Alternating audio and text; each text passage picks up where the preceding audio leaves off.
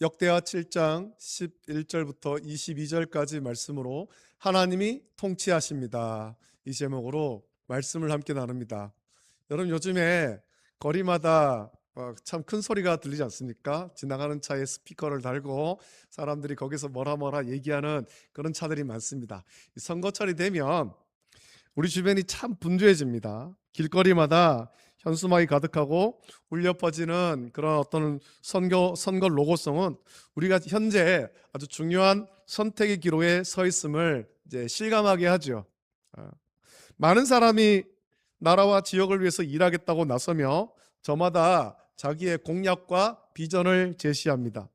사람들은 각자의 어떤 정치적 성향과 기준에 따라서 누군가를 열렬히 지지하기도 하고 또 누군가에게는 비판의 목소리를 내기도 합니다.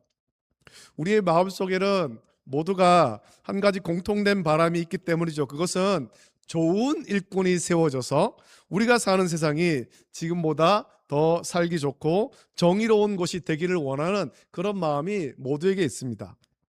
그럼 우리는 역사 속에서 그리고 우리가 살아가는 현실 속에서 수없이 경험해 왔습니다. 목격해 왔습니다. 사람이 바뀌고 정권이 바뀌어도 인간이 가진 근본적인 한계와 연약함은 절대로 해결되지 않는다라는 겁니다. 이 정권이 세워진다고 좋아지고 저 정권이 세워진다고 더 좋아지고 그런 것이 아니에요. 사람에게는 한계가 있습니다. 사람에게는.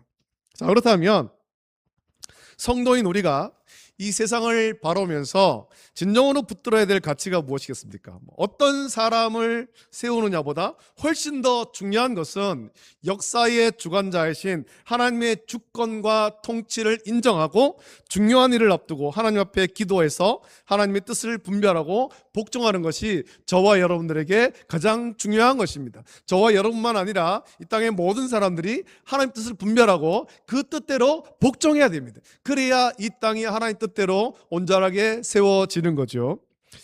우리가 오늘 역대하의 말씀을 나눴습니다. 이 본문은 인간의 정치와 권력 앞에 계시는 하나님의 절대 주권을 선포하고 또 세상을 바라보는 성도의 눈이 두려움이나 세상의 어떤 정치 논리가 아닌 오직 믿음과 기도로 향해야 함을 말씀하고 있습니다.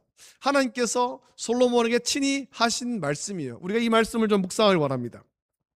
우리가 이런 말을 잘 알죠. 역사를 잊은 민족은 미래가 없다, 이런 말을 압니다.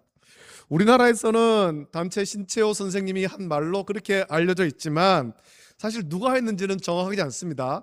2차 세계대전을 승리로 이끈 영국의 그 윈스턴 처칠이 이 말을 했다라고 하기도 하고, 혹은 철학자 조지 산타야나가 한 말이다, 그렇게 알려지기도 했습니다. 역대기, 열왕기 상하와 역대기 상하 내용이 많이 비슷하지 않습니까? 성경에 왜 비슷한 성경이 두 개씩이나 연달아 있어야 될까 궁금하죠. 역대기는 솔로몬 시대에 기록된 책이 아닙니다. 솔로몬 시대에 기록된 책이 아니라 바빌론 포로에서 돌아온 포로 귀환한 공동체. 그래서 하나님의 심판을 받고 나라가 망한 다음에 포로 잡혀갔다가 하나님의 은혜로 다시 돌아온 그래서 이제 믿음으로 살기로 결단한 그런 포로 귀환 공동체를 향해 에스라가 기록한 책입니다. 에스라가 기록했다고 하기도 하고, 혹은 무명의 역대기가 기록했다, 그렇게 알려져 있기도 합니다. 그 역대기 기자도 이스라엘의 역사를 돌아오면서 하나님의 절대 주권, 역사를 돌아봐라. 세상 왕이 통치하는 것 같지만, 유다의 왕, 이스라엘 왕이 통치하는 것 같지만 사실 하나님이 통치하신 거다, 그것을 말씀하는 거죠. 그러니까 하나님의 절대 주권을 인정하고 하나님 말씀 앞에 바로 서려고 이 말씀을 기록한 겁니다. 너희들 역사를 봐라. 하나님 통치하셨다. 하나님 통치를 벗어나서 우리가 어떤 세상의 어떤 정치 논리로 해보려고 할 때 우리가 망하지 않았느냐. 이제 우리는 그렇게 하지 말아야 된다. 하나님의 절대 주권을 복종하고 그 앞에 엎드려야 된다. 이것을 강조하기 위해서 역대기를 기록한 겁니다. 이미 불순종과 불신앙으로 하나님의 심판을 받아서 성전이 무너지고 고통을 겪고 돌아온 후손들에게 이 말씀이 주어진 거죠. 포로에서 돌아와서 낙심해 있던 이스라엘 백성에게 역대기의 기자는 과거 솔로몬이 주셨던 이 약속, 지금은 무너져버리고 그냥 폐허가 되어버린 성전을 바라보면서 과거 솔로몬에게 주셨던 하나님의 이 약속을 기억하게 하면서 우리가 지금이라도 다시 겸손하게 기도하면 하나님께서 이 땅을 고치신다. 지금은 폐허가 되어버렸지만, 하나님이 진노의 심판으로 이 땅이 폐허가 되어버렸지만, 우리가 겸비하여서 다시 하나님 앞에 엎드려 간구하면, 온전한 믿음으로 서면 하나님께서 이 땅을 고치신다. 할렐루야. 그것을 선포하는 거예요. 그것을.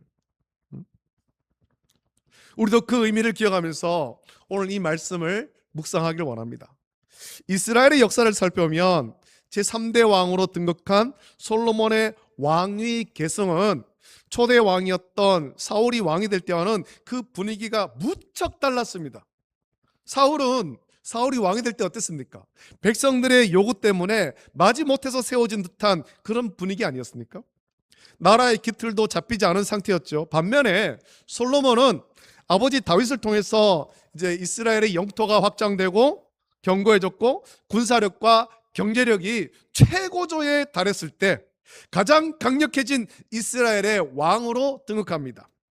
물론 그 과정에 보면 솔로몬이 왕이 될 때 그 과정을 보면 형제였던 아도니아의 반란이 일어나는 위기도 있었지만 솔로몬은 그 반란을 단호하게 제압하고 왕 위에 오르죠. 하나님께서 솔로몬을 이미 왕으로 세우신 것입니다. 아도니아가 아무리 반란하든 또 그 앞서서 압살롬이 반역을 일으켰던 하나님께서는 그것을 다 제압하시고 하나님 뜻대로 솔로몬으로 이 왕위가 이어지게 합니다. 자, 그 누구보다 강력한 왕권을 가지고 자신의 힘과 지혜로 나라를 통치할 수 있는 완벽한 기반이 마련된 겁니다. 그러나 우리가 이제 성경을 보면 솔로몬의 초기의 모습을 보잖아요. 솔로몬은 왕이 된 직후에 자신의 군사력이나 정치력을 의지하지 않았습니다. 내가 이렇게 강력한 왕권을 가지고 왕이 되었다, 이 정치력을 의지해서 나라를 통치하지 않았습니다. 솔로몬이 한 일 가운데 유명한 일이 있잖아요. 그는 왕이 되자마자 기브온에 있는 산당, 그곳의 산당이 가장 크기 때문에 그 산당에 나가서 하나님 옆에 1000번제를 드리며 겸손히 엎드렸죠. 그때는 성전이 없었기 때문에 성막에 있는 상태니까 기브온에 있는 산당에 가서 거기서 1000번제를 드립니다. 황소 1000마리로 드리는. 그래서 열왕기상 3장 7절부터 9절 보면 솔로몬은 그 1000번제 가운데 이렇게 간구하잖아요. 나의 하나님 여호와께서 주께서 종으로 종의 아버지 다윗을 대신하여 왕이 되게 하셨사오나 종은 작은 아이라 출입할 줄을 알지 못하고 주께서 택하신 백성 가운데 있나이다. 그들은 큰 백성이라 수요가 많아서 셀 수도 없고 기록할 수도 없사오니 누가 주의 이 많은 백성을 재판할 수 있사오리까? 듣는 마음을 종에게 주사 주의 백성을 재판하여 선악을 분별하게 하옵소서라고 기도하면서 하나님의 백성을 재판할 수 있는 지혜를 구하지 않습니까? 자기의 지혜가 아니라 하나님의 지혜를 구하는 겁니다. 하나님 뜻대로 선악을 분별하고 하나님 뜻대로 이 백성들을 통치하기를 원합니다. 그런 기도예요. 자기가 이 나라의 주인이 아니라 내가 왕이 되었으니 내가 이 나라의 주인이다, 그렇게 하는 것이 아니라 오직 하나님만이 이스라엘을 다스리시는 진정한 왕이심을 솔로몬은 이때 고백한 겁니다. 하나님께서는 이러한 솔로몬의 겸손을 기쁘게 보시고 그가 다스리는 이스라엘을 전무후무한 번영과 평화의 길로 인도하시잖아요. 그래서 그 솔로몬이 다스릴 때 보면 은을 귀하게 여기지 않았다. 은을 귀하게 여기지 않았다. 요즘에 여러분 금값, 은값 얼마나 비쌉니까? 그런데 그 시대에 은을 귀하게 여기지 않았다라는 거예요. 왜? 은보다 더 귀한 금이 더 많은데, 금도 막 널렸는데 은이 뭐가 귀하냐는 거죠. 이 정도로 아주 부강한 시대를 살았습니다. 하나님께서 복 주신 거잖아요. 하나님 주권과 하나님 통치를 인정하고 그 아래 복종할 때 하나님께서 이런 복을 주십니다. 할렐루야. 저와 여러분들도 우리의 가정이 참 복되기를 원하는데 다른 방법 없습니다. 오늘 오전에도 말씀 나누고 이 말씀도 나눕니다만 하나님의 주권과 통치를 인정하고 복종하면 됩니다. 내 인생의 주인은 내가 아니고 하나님이십니다. 할렐루야. 우리 가정의 주인은 내가 아니고 하나님이십니다. 할렐루야. 이것을 선포하면 됩니다. 이것을 고백하면 됩니다. 여기에 복종하면 하나님께서 복을 주십니다. 할렐루야. 자, 이제 오늘 본문은 그 기브온의 산당에서 하나님께 1000번제를 드리고 그 후로 오랜 시간이 흘러서 솔로몬이 왕이 된 지 이제 24년째 되던 해에 주신 말씀이죠. 솔로몬은 다윗의 유업을 이어받아서, 다윗은 성전을 건축하고 싶었잖아요. 자기가 성전을 건축하고 싶었지만 하나님이 막으시잖아요. 너는 전쟁을 많이 하고 피를 많이 흘렸기 때문에 이 하나님의 평화를 선포해야 되는 이 성전 너는 짓지 못한다. 너는 다만 강력한 군사력으로 이 나라를, 하나님 통치하신 나라를 더 견고하게 하는 일을 해라. 그렇게 하셨고, 성전 건축하는 것은 다윗의 아들인 솔로몬에게 하나님께서 맡기셨습니다. 그래서 솔로몬은 다윗의 유업, 성전 건축의 유업을 이어받아서 하나님의 성전을 아주 멋지고 웅장하게 건축했고, 자신의 궁궐도 이제 완공했습니다. 성전 건축을 완전히 완성한 후에 하나님께 제사하면서 이제 성전 봉헌식을 거행했을 때 놀라운 일이 벌어지는데, 불이 하늘에서 내려와 제물을 사르고 하나님의 영광이 성전에 가득했다라고 성경은 말씀하죠. 하나님께서 기뻐하신 거예요. 오늘 본문은 성전 봉헌 예배가 끝난 후에 밤에 하나님께서 솔로몬에게 다시 나타나셔서 주신 약속의 말씀이자 동시에 아주 두려운 경고의 말씀이기도 합니다. 내가 너를 기뻐하고 너에게 복을 주겠다라고 말씀하시면서 동시에 경고를 주신 거예요. 우리 하나님은 성전 건축 자체를 만족하시는 분이 아닙니다. 야, 너 참 성전을 잘 지었구나, 크고 웅장하게 잘 지었구나, 잘했다, 건물을 아주 멋지게 지었다고 그것을 기뻐하시는 것이 아니에요. 그 성전에서 예배하는 성도들의 마음과 삶을 보고 계시고 기뻐하시는 것입니다. 성전을 건축하는 솔로몬의 마음을 기뻐하시는 것입니다. 똑같이 오늘 우리가 예배할 때도 우리가 이 예배할 때 우리의 마음을 하나님께 드리는 것이 중요합니다. 몸이 예배당에 나와 있는 것이 중요한 것이 아니고, 우리가 어떤 건물에서 예배하는가 이것이 중요한 것이 아니고, 현재 우리의 마음을 하나님께 온전히 드렸는가, 이것이 중요한 거예요. 그래서 우리 예배할 때 마음과 뜻과 힘과 정성을 다해서 전심으로 하나님을 예배해야 되는 것입니다.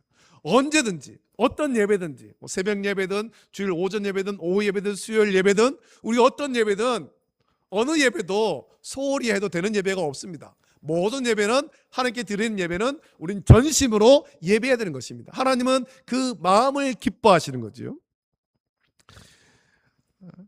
성전이라는 화려한 건물이 이스라엘을 지켜주는 것이 아니라 영원하신 하나님을 왕으로 모시고 또 하나님의 통치를 받을 때만 그 땅이 안전할 수 있음을 보여주는 약속의 말씀이 오늘 이 말씀입니다.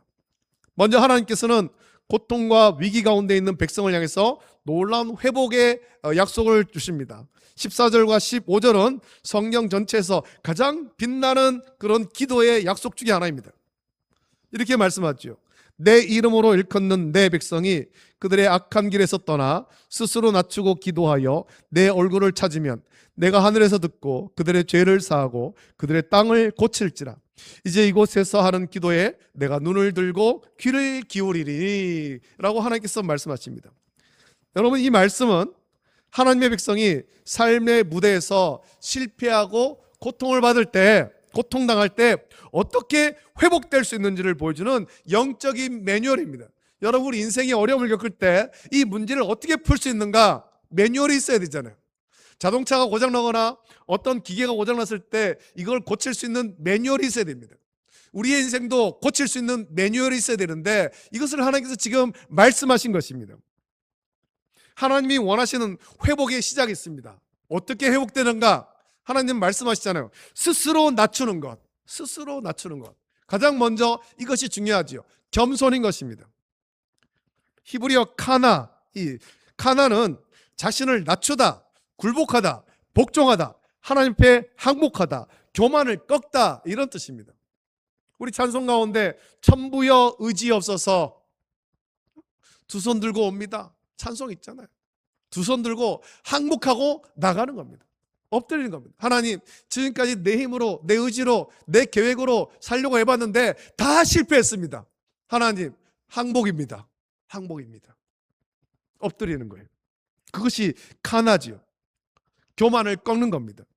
단순히 마음의 겸손을 넘어서 왕이신 하나님 앞에서 자기의 교만을 꺾고 하나님 통치에 자신을 복종시키는 완전한 정치적이고 영적인 복종을 의미하는 겁니다. 자신의 힘으로 살 수 있다는 교만을 버리고 악한 길에서 떠나 돌이키는 회개가 선행되는 것입니다. 여러분, 그래서 우리 예배 가운데서도 가장 먼저 하는 것이 회개 아닙니까? 회개의 기도. 회개의 기도. 우리 예배가 하나님께서 받으시는 그런 예배가 되려면 회개가 선행돼야 됩니다. 우리 모두가 각자의 죄를 하나님께 고백하고 회개하고 하나님 앞에 겸손히 엎드려야 됩니다. 하나가 이루어져야 되죠. 우리 그렇게 하나님께 기도할 때 하늘의 왕이신 하나님께서, 만왕의 왕이신 하나님께서 들으시고 죄를 사하시며 그들의 땅을 고치시겠다라고 약속한 것입니다. 그냥 고쳐지는 건 아닙니다. 우리가 먼저 우리 자신을 낮춰야 하는 것입니다. 그래서 종교개혁자 존 칼뱅은 하나님의 은혜가 선행되지 않으면 인간은 스스로 낮출 수도 회개할 수도 없다라고 말했습니다.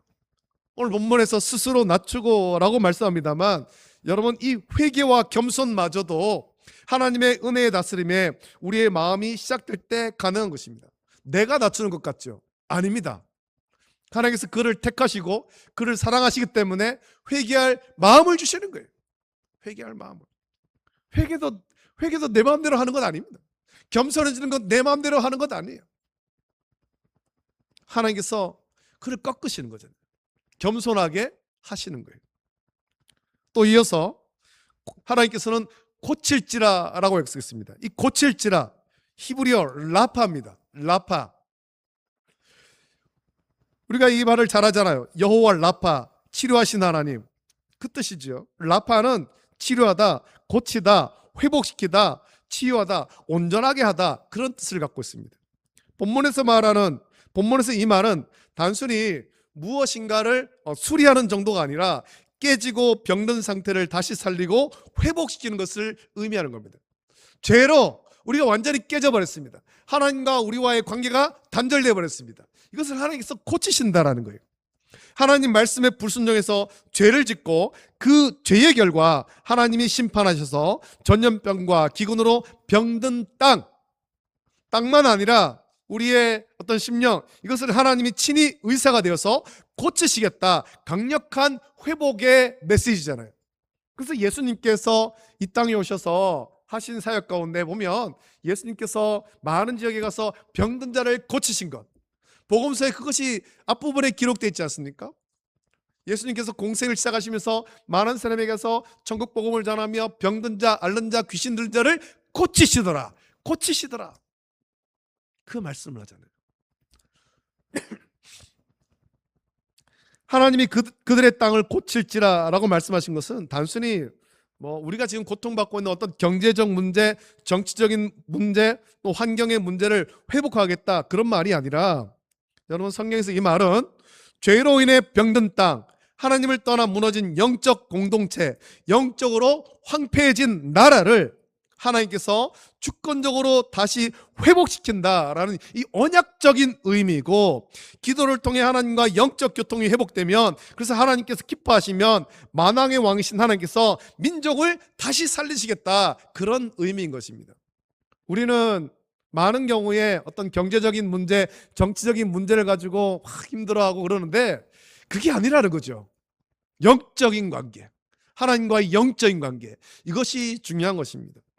그래서 이 약속은 하나님의 백성이란 절대 자기의 힘으로 살아가는 존재가 아니라 철저히 왕이신 하나님께 기도하고 하나님의 통치와 돌봄을 받아야만 살 수 있는 존재임을 강력하게 강조하고 있는 것입니다. 여러분, 저와 여러분들이 이 세상을 살아갈 때 우리는 하나님의 통치와 하나님의 돌봄이 없으면 살아갈 수가 없는 거예요.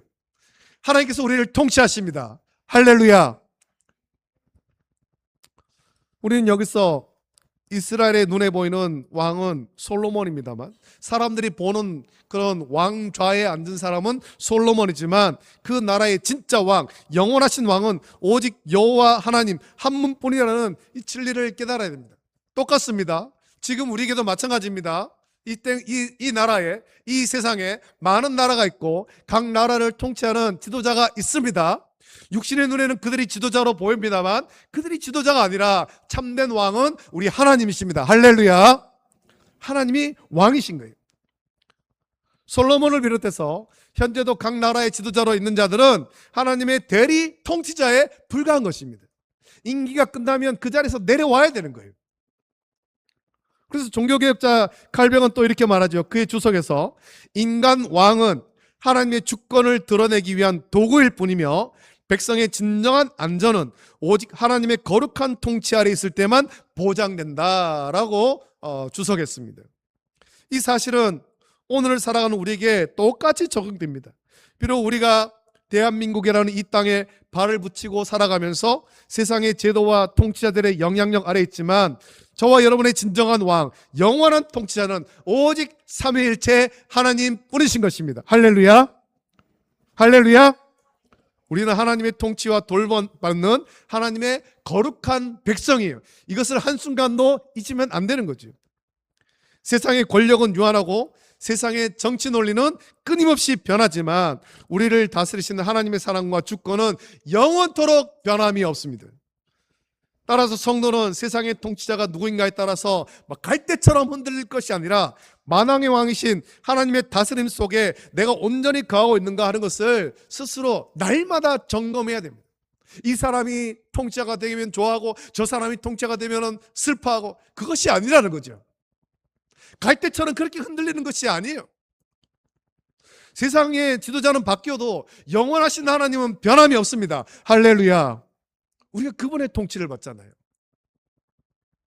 하나님께서 하나님의 백성들에게 진정으로 원하시는 것은 우리가 하나님의 백성이라는 이 영적인 정체성을 한순간도 잊지 않고 우리의 모든 삶의 영역에서 하나님께 기도하며 하나님의 인도하심을 받는 것입니다. 매 순간 어느 곳에 있든지. 16절부터 18절 말씀 보면 하나님께서 솔로몬이 지은 성전을 택하고 거룩하게 하여 하나님의 이름을 거기에 영원히 두시겠다라고 말씀하십니다. 하나님의 눈과 마음이 항상 이곳에 있을 것이라 약속하십니다. 그러면서 솔로몬에게 이제 경고의 말씀하시죠. 다윗이 행한 같이 하나님의 법도와 율례를 지켜 행하면 그 왕위를 견고하게 하겠다라고 약속하십니다. 이것은 하나님과 백성 사이에 친밀한 교통을 요구하시는 것입니다. 네가 왕이라고, 내가 너를 왕으로 세워줬는데 왕이라고 그렇게 세상 일에 몰두하고 세상 정치만 하는 것이 아니라 네가 이 성전을 건축하지 않았느냐, 내가 여기 있을 테니 너는 나와 매일같이 와서 나와 영적으로 교제해야 된다, 그 말씀을 하시는 거거든요. 말씀. 나와 날마다 교제해야 된다, 이거 잊어버리면 안 된다라는 겁니다. 우리가 하나님의 통치를 온전히 받고 하나님이 예배하신 영간의 인도하심과 복을 누리며 살아가려면 무엇보다 중요한 것을 붙들어야 될 것입니다. 그것은 말씀과 기도를 통해서 하나님과 날마다 교통하며 하나님의 거룩하신 뜻이 무엇인지를 분별하고 그 뜻에 온전히 복종하는 것입니다. 우리가 하나님 말씀을 읽어야 될 이유가 여기에 있는 거죠. 날마다 말씀을 읽고 기도하면서 그 다음에 중요한 것이 있잖아요. 읽는 것으로 만족하는 것이 아니라 그 성경을 읽고 기도하면서 하나님의 기뻐하신 뜻이 무엇인가를 날마다 분별해야 됩니다. 하나님, 우리가 어떻게 살아야 됩니까? 이 시대에 어떻게 살아야 됩니까? 우리가 어떻게 기도해야 됩니까? 성도로서 어떻게 살아야 됩니까? 이거를 날마다 물어야 된다는 거죠. 기도는 우리의 뜻을 하나님께 관찰하는 것 아닙니다. 하나님, 이렇게 해주십시오, 저렇게 해주십시오, 그게 아니에요. 기도는 하나님의 뜻에 나를 꺾고 복종시키는 통로입니다. 기도를 해서 하나님 뜻을 분별하고 그 뜻 가운데 나의 교만을 꺾고 복종하는 것입니다. 나는 이것을 원하지만 하나님께서 이렇게 되기를 원하신다. 기도를 통해서 그것을 분별했을 때 나의 뜻을 꺾는 것입니다. 내려놓는 것입니다.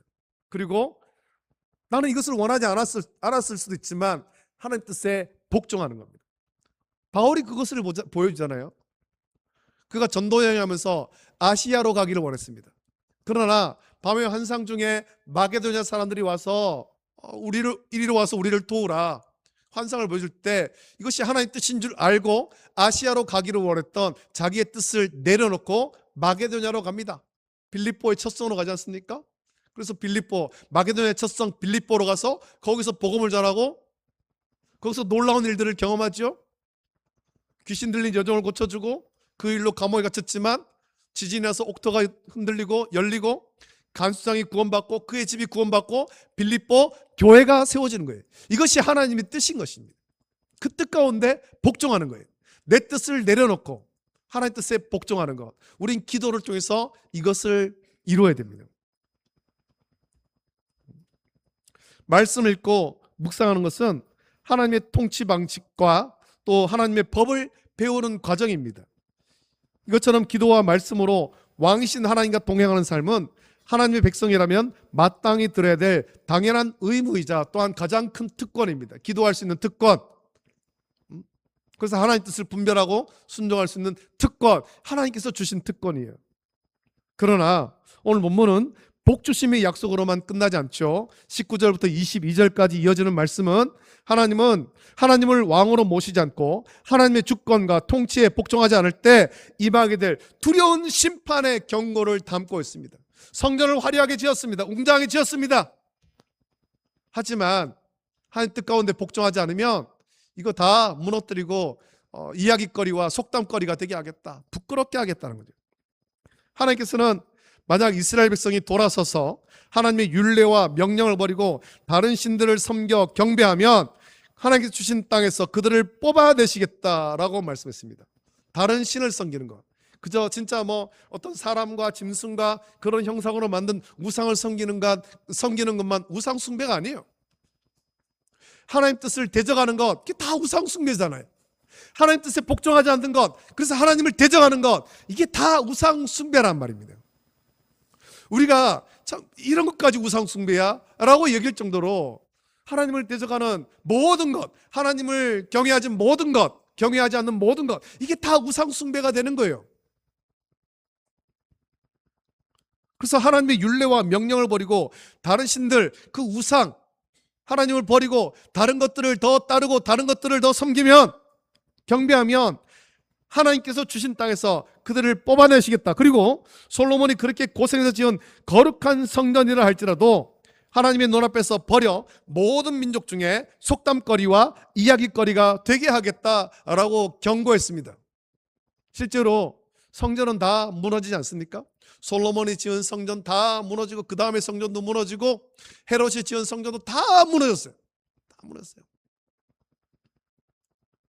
지나가는 사람마다 이 장엄한 성전이 왜 이렇게 황폐하게 되었느냐라고 물을 때 그들이 자기 조상들을 애굽 땅에서 인도하여 내신 자기 하나님 여호와를 버리고 다른 신들에게 우상 숭배를 했기 때문에 이 모든 재앙을 내리셨다라고 대답하게 될 것이다 라는 두려운 말씀이죠. 이 말씀을 지금 누구한테 하고 있습니까? 역대기의 저자는 나라가 이미 망해서 그것을 이미 다 경험하고 포로로 잡혀갔다가 귀환한 백성, 그래서 이 모든 일들을 알고 있는 그 백성에게 봐라, 하나님께서 이렇게 말씀하셨는데 그 말씀대로 다 되지 않았느냐 전하고 있는 거예요. 과거의 역사와 하나님께서 하신 말씀을 다시 기억하게 하면서 이제 우리는 그렇게 하면 안 된다. 이제 그렇게 하면 안 된다. 세상을 따라가는 것이 아니라 우리는 이 하나님 말씀을 기억해봐라. 우리는 하나님의 말씀을 따라 살아야 된다. 하나님 말씀 따라서 우리의 모든 주권을 하나님께 드리고 하나님을 나의 왕으로 온전히 섬겨야 된다. 이것을 강조하는 거지요. 여러분, 형식적인 종교의식과 화려한 성전 건물이 죄를 은폐하지 못하며 하나님의 주권을 거부한 백성에게는 반드시 공의의 심판이 따릅니다. 마음이 교만해서 하나님께 기도하지 않고 하나님 말씀을 멸시하며 세상의 힘과 물질이라는 우상을 의지하는 자들은 결국 하나님의 심판 아래 낮아질 수밖에 없음을 경고하시는 것입니다. 오늘 우리는 역대하 말씀을 통해서 인간의 역사와 정치 위에 흐르는 하나님의 절대적인 주권을 바라봅니다. 솔로몬은 다윗을 통해 나라가 가장 강력해진 시기에 아도니아의 반란까지 완벽하게 제압하면서 왕위에 올랐지만 또 기브온에서 1000번제를 드리며 고백했던 것처럼 자신을 통치하시고 이 나라를 이끄시는 분은 오직 하나님 한 분뿐이심을 평생 기억해야만 했습니다. 오늘 본문에서도 하나님은 성전 건축이라는 거대한 외적 업적을 다룬 솔로몬에게 다시 나타나셔서 이스라엘의 진정한 왕이 누구인지를 기억하게 하시죠. 하나님께 낮아져 기도하면, 엎드려서 기도하면 땅을 고치시고 돌보시겠다라는 신실한 약속을 주셨지만 반대로 마음이 교만하여서 하나님의 말씀에서 떠나 우상을 숭배하고 자기의 힘을 의지하면 성전이라도, 이 화려하게 지은 성전이라도 무너뜨리시겠다라는 무서운 경고를 하신 거예요. 솔로몬의 인생을 보면 그의 인생 초반에는 다윗처럼 하나님을 경외하고 그래서 하나님의 놀라운 복을 받았지만, 솔로몬의 인생 후반에는 하나님보다 세상 정치를 더 의지했습니다. 정치력으로 통치하려 했습니다. 그래서 이방 나라와 정략 결혼하고, 그런 결혼을 통해서 이방의 우상이 거룩한 하나님 나라여야 하는 이스라엘 안에 들어오게 되고, 결국 솔로몬의 이런 죄 때문에 솔로몬 이후 르호보암 때 하나님이 이스라엘을 심판하셔서 르호보암이 다스리는 남쪽 유다와 여로보암이 다스리는 북쪽 이스라엘로 나라가 나뉘게 되고, 아스루와 바벨론에 의해 망할 때까지 다시는 하나가 되지 못하죠. 하나님이 경고하신 그대로 성전은 다 무너졌고 이방의 이야기거리와 속담거리가 되어버린 것입니다. 부끄럽게 된 거예요. 솔로몬은 하나님의 주권과 통치 앞에 끝까지 겸손하지 못하고 세상 정치를 의지하다가 결국 하나님이 말씀하신 경고대로 나라가 망해버린 겁니다. 망해버린 거. 이 말씀 앞에서 지금 우리가 해야 될 일은 너무 명확합니다. 우리가 나라와 민족을 바라면서 또한 중요한 선택을 앞두고 기도할 때 우리는 이 땅을 통치하시는 분이 인간 위정자가 아니라 살아계신 하나님이심을 뼈저리게 고백해야 되는 것입니다. 성도는 세상 정치 논리에 휘둘려서 이리저리 편을 가르고 서로를 향해서 분노와 증오를 쏟아내는 세상 사람들과는 달라야 되는 것입니다. 정치가 우리를 구원하지 못합니다. 세상 정치가 우리를 구원하지 못하며 사람이 이 땅을 완벽하게 고치지 못합니다. 나라의 진정한 회복과 부흥은 사람의 손에 있는 것이 아니라 오직 하나님의 주권과 하나님의 손에 달려있는 것입니다.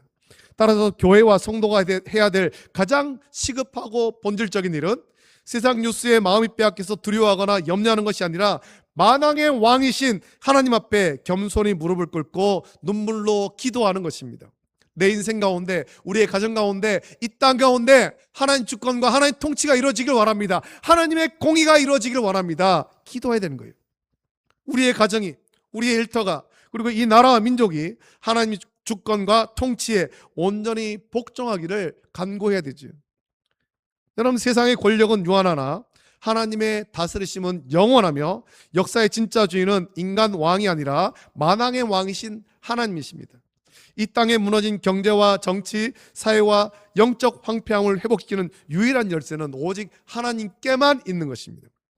우리가 세상 정치를 보면서 낙심하거나 두려워하지 않고 거룩한 백성답게 기도의 무릎을 꿇을 때 하나님께서는 하늘에서 들으시고 우리의 죄를 사하시고 이 땅을 고쳐주실 것입니다.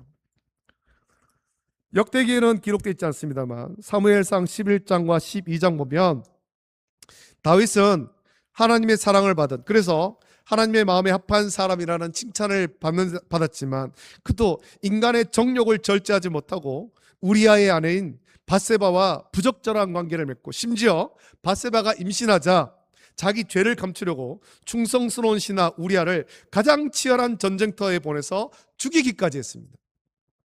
하나님은 나단 선지자를 보내서 다윗의 죄를 깨닫게 하실 때 다윗은 자기가 왕이라고 나단의 책망을 무시하지 않고 즉시 하나님 앞에 엎드려 회개의 기도를 했습니다. 왕의 채통을 버리고 즉시 엎드려 회개의 기도를 했습니다. 비록 다윗의 죄로 밧세바가 낳은 아이가 죽지만 하나님은 회개한 다윗을 용서해 주시죠.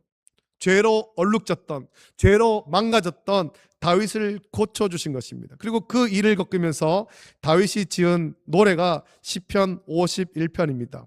특히 시편 51편 10절부터 12절 말씀이 중요한데 우리 한번 그 말씀을 찾아봅시다. 시편 51편 10절부터 12절 말씀입니다. 오늘 우리에게도 이것이 굉장히 중요한 거지요.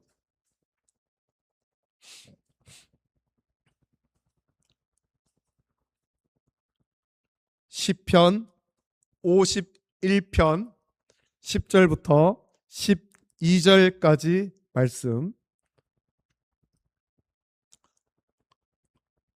찾으셨으면 함께 말씀을 읽습니다. 시작. 하나님이여 내 속에 정한 마음을 창조하시고 내 안에 정직한 영을 새롭게 하소서. 나를 주 앞에서 쫓아내지 마시며 주의 성령을 내게서 거두지 마소서. 주의 구원의 즐거움을 내게 회복시켜 주시고 자원하는 심령을 주사 나를 붙드소서. 아멘. 여러분, 다윗의 어떤 절절한 마음이 느껴집니까? 다윗은 자기의 권력을 의지한 것이 아니라 언제나 주의 성령을 간구했고 성령의 인도하심 받기를 원했습니다. 그가 베들레헴의 목동으로 있을 때는, 목자로 있을 때든지, 혹은 사울의 군대 장관으로 있든지, 사울에게 쫓김을 당할 때든지, 그가 왕으로 있던 때든지, 다윗이 구한 것은 주의 성령이지요. 내게 더 큰 권력과 내게 더 큰 힘과 내게 더 큰 군사력을 주시옵소서. 그것이 아니에요. 주의 성령을 간구했고 성령의 인도하심 받기를 원했습니다. 저와 여러분들의 삶도 이것이 중요합니다. 다윗의 이 고백과 기도가 우리를 평안의 삶으로 인도합니다. 그래서 다윗은 성령의 충만함 받을 때 지은 씨가 시편 23편 여호와는 나의 목자시니 내게 부족함이 없으리로다. 주의 성령이 충만하고 주의 성령이 인도하심 받을 때 저와 여러분들은 세상 가운데 평안한 삶을 살게 될 줄로 믿습니다. 우리의 평생의 삶 가운데 오직 하나님의 통치만을 갈망하며 말씀과 기도로 하나님의 주권에 완전히 복종하는 거룩하고 복된 성도가 되시기를 예수님의 이름으로 축복합니다. 이제 우리 함께 찬양 같이 부르고 기도하길 원합니다. 우리 이 땅을 고치소서 같이 찬양 부르고 기도할 때, 하나님, 우리의 마음이 이렇게 세상 가운데서 여기저기 갈리지 않게 하여 주시옵소서. 갈대처럼 흔들리지 않게 하여 주시옵소서. 우리 마음이 주께로 온전히 향하고 오늘 하나님께서 솔로몬이 주신 말씀처럼 우리가 마음이 힘듦이 있을 때, 어려움이 있을 때 겸손히 낮아지고, 그래서 하나님의 은혜를 간구하고 기도하게 하여 주시옵소서. 우리 인생 가운데 어려움이 있을 때, 가정 가운데 어려움이 있을 때, 또 나라 민족 가운데 어려움이 있을 때 하나님 앞에 엎드려 기도하게 하여 주시옵소서. 그리고 우리 기도할 때 주여 우리를 고쳐주시고 가정을 고치시고 이 땅을 고쳐주시옵소서. 그런 마음으로 우리 함께 기도하길 원합니다. 함께 찬양 드립니다.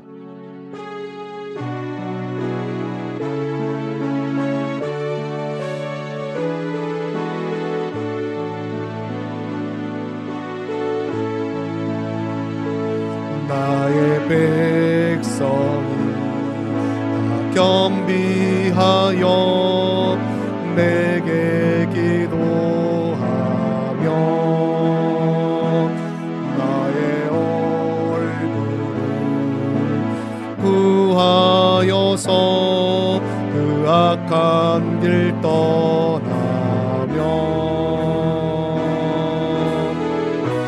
하늘에서 듣고 죄를 사하며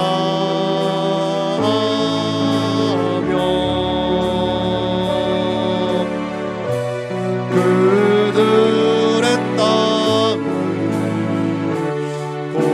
고치리라.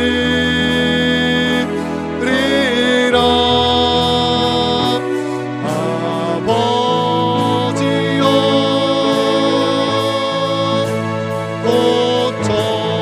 고쳐주소서.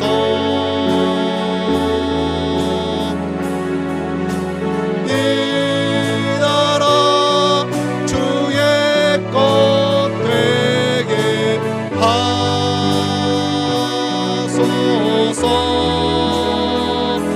주 하나님 간절히 기도하오니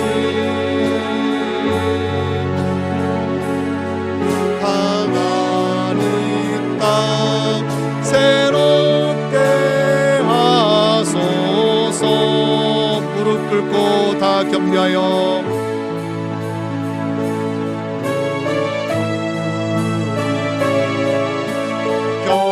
겸비하여 주께 기도하리. 주의 얼굴을 구하여서 그 악한 길 떠나리. 주님의 자비로 주님의 자비로 죄를 사하며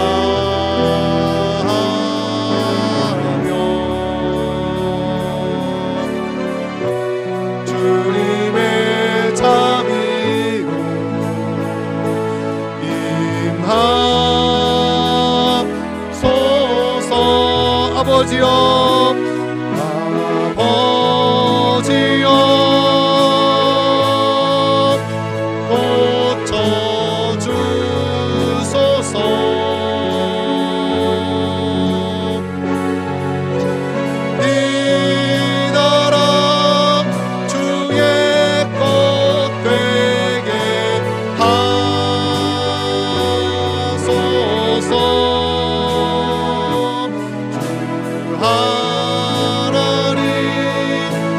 간절히 기도하오니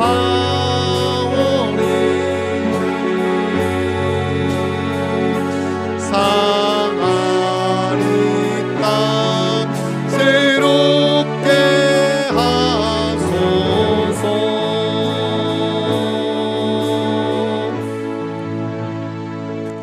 이제 함께 기도하겠습니다. 말씀을 묵상하시면서 같이 기도하길 원합니다. 솔로몬이 다윗의 유업을 이어받아서 성전을 완공했습니다. 그때 하나님께서 솔로몬에게 그 밤에 찾아오셔서 주신 말씀을 기억하길 원합니다. 여러 가지 어려움으로 힘들 때 이 성전에 와서 하나님 앞에 엎드려 와서 자기를 낮추고 겸손히 엎드려 기도하면 하나님께서 이 땅을 고치시겠다라고 약속하셨습니다. 여러분의 인생 가운데, 여러분의 가정 가운데 어떤 어려움이 있습니까? 아픔이 있습니까? 그러면 기도해야 될 때죠. 우리의 교만을 꺾고 하나님 앞에 엎드려서 기도하길 원합니다. 주여, 내 삶을 회복시켜 주시옵소서. 우리 가정을 회복시켜 주시옵소서. 특별히 이 땅을 고쳐 주시옵소서. 기도하길 원합니다. 그뿐만 아니라 하나님께서는 경고의 말씀을 주셨습니다. 우리가 하나님을 떠나서 우상을 섬기면 하나님을 대적하는, 하나님 말씀을 떠난 하나님을 대적하는 모든 것들이 우상인데, 그 우상 섬기면 하나님께서 아무리 화려하게 지은 성전이라도 이걸 다 무너뜨리고 이 땅에서 뽑아버리고 속담거리와 이야기거리가 되게 하겠다, 부끄럽게 하겠다 말씀했습니다. 우리가 지금 그 단계는 있지 않는가 살피기를 원하고, 주여, 우리가 그런 단계에 가지 않도록 이 시간에 회개하고 주님의 뜻을 구하고 하나님을 우리의 왕으로 온전히 모시고 섬길 수 있는 우리의 삶, 우리의 가정, 이 나라, 이 민족 될 수 있도록 은혜 주시고 이 땅을 고쳐달라고 간절한 마음으로 우리 주님 한번 크게 부르짖고 합심하여서 함께 기도합니다. 주여, 걸어가신 아버지 하나님 감사합니다. 이 시간에 아버지 하나님 말씀을 함께 나누며 기도합니다. 아버지 하나님이시여, 아버지 하나님, 솔로몬이 다윗의 유업을 이어받아 성전을 건축하고 하나님 엎드려 간과 기도할 때 하나님께서 그 밤에 솔로몬에게 찾아오셔서 아버지 솔로몬에게 복 주시며, 아버지 하나님 인생 가운데 어려움이 있을 때 아버지 하나님 하나님 앞에 엎드려 겸손히 기도하면, 자기를 낮추고 기도하면 하나님께서 이 땅을 고치시겠다 약속하셨습니다. 우리의 인생 가운데, 가정 가운데, 또 사업 가운데, 이 나라와 민족 가운데 어려움이 있습니까? 아버지 하나님, 우리가 하나님 앞에 엎드려 기도해야 될 때인 줄 기억하게 해주시고 우리 자신을 낮추고 겸손히 엎드려 기도하게 해주시옵소서. 그래서 주님의 회복, 우리의 인생을 회복시키시고 가정을 회복시키시고 이 땅을 고치시고 이 나라 민족을 고치심을 우리가 바라볼 수 있도록 은혜를 부어주시기를 원합니다. 아버지 하나님, 또한 하나님께서 경고의 말씀을 주시는데, 우리가 하나님을 떠나서 아버지 하나님 우상을 섬기면, 하나님을 대적하는 헛된 우상들을 섬기면 그것이 아버지 하나님 돌과 아버지 하나님 금속으로 만든 우상이든 혹은 아버지 하나님 재물이든 아버지 하나님 사람이든 혹은 정부 권력이든 아버지 하나님, 그러면 하나님께서 진노하시고 아버지 하나님 이 땅에서 뽑아버리고 아버지 하나님 늦게 지은 성전도 다 무너뜨리고 여기가 속담거리와 이야기거리가 되게 하겠다, 부끄럽게 하겠다 말씀하셨습니다. 우리가 지금 그 단계에 있지 않는가 자신을 돌아보게 하시고, 우리가 아버지 하나님 이방의 불신자들의 아버지 하나님 이야기거리와 속담거리가 되지 않도록 주여 우리를 지키시고 우리가 회개하고 주 앞에 바로 설 수 있도록 은혜를 풀어주시사 아버지 하나님 이 땅을 고쳐주시고 이 땅을 새롭게 하여 주시옵소서. 하나님의 주권과 하나님 통치에 복종하고 하나님의 공의가 강같이 흐르는 아버지 하나님 그런 삶을 주여 허락하여 주시옵소서. 감사합니다. 예수님 이름으로 기도합니다. 거룩하신 하나님 아버지, 사랑과 은혜를 감사드립니다. 이 시간에 또 함께 모여서 하나님 말씀을 함께 나누게 하심을 감사드립니다. 아버지 하나님, 솔로몬이 다윗의 그 유업을 이어받아서 하나님을 위한 성전을 아름답게 건축했습니다. 그 마음을 주께로 온전히 드리며 성전 건축했을 때 하나님께서 솔로몬과 성전을 건축한 모든 사람들의 그 마음을 기뻐하시면서 아버지 하나님 그들에게 축복하셨습니다. 또 아버지 하나님 그렇게 복 주심과 함께 또 말씀하시기를, 인생 가운데 어려움이 있을 때 아버지 하나님 개인의 삶이든 가정의 삶이든 또 나라 민족의 삶이든 어려움이 있을 때 스스로 낮추고 하나님 앞에 나와서 엎드려 간구하면, 회개하면 하나님께서 이 땅을 고치시겠다 약속하셨습니다. 아버지 하나님, 우리의 인생이 회복되길 원합니다. 가정이 회복되길 원합니다. 이 땅과 민족이 회복되길 원합니다. 아버지 하나님, 다른 것으로 회복되는 것이 아니라 하나님의 주권, 하나님의 통치 앞에 온전히 복종하게 하여 주시옵소서. 아버지 하나님, 우리의 마음이 주께로 온전히 향하게 하여 주시옵소서. 우리가 하나님을 왕으로 모시지 않고 헛된 것을 따르고 있지는 않습니까? 아버지 하나님, 하나님을 버리고 헛된 우상을 섬기면 이 땅에서 뽑아버리고 아름답게 지은 건축 이 성전도 무너지고 아버지 하나님 이방의 속담거리와 이야기거리가 되게 하겠다 말씀했습니다. 부끄럽게 하겠다 말씀했습니다. 우리가 지금 그 단계에 있지 않은가, 우리 자신들을 돌아보게 하여 주시옵소서. 불신자들에게 부끄러움 당하기 전에 우리가 돌이켜 회개하게 하시고 우리가 말씀 가운데 바로 서게 하여 주시옵소서. 하나님의 통치하심이 우리 인생 가운데, 가정 가운데, 또 교회 가운데, 이 땅 가운데 온전히 이루어질 수 있도록 은혜를 부어 주시옵소서. 감사합니다. 예수님의 이름으로 기도드립니다. 아멘. 우리 주님께서 가르친 기도로 예배를 마칩니다. 하늘에 계신 우리 아버지여, 이름이 거룩히 여김을 받으시오며 나라가 임하시오며 뜻이 하늘에서 이루어진 것 같이 땅에서도 이루어지이다. 오늘 우리에게 일용할 양식을 주시옵고 우리가 우리에게 죄 지은 자를 사하여 준 것 같이 우리 죄를 사하여 주시옵고 우리를 시험에 들게 하지 마시옵고 다만 악에서 구하시옵소서. 나라와 민세와 영광이 아버지께 영원히 있사옵나이다.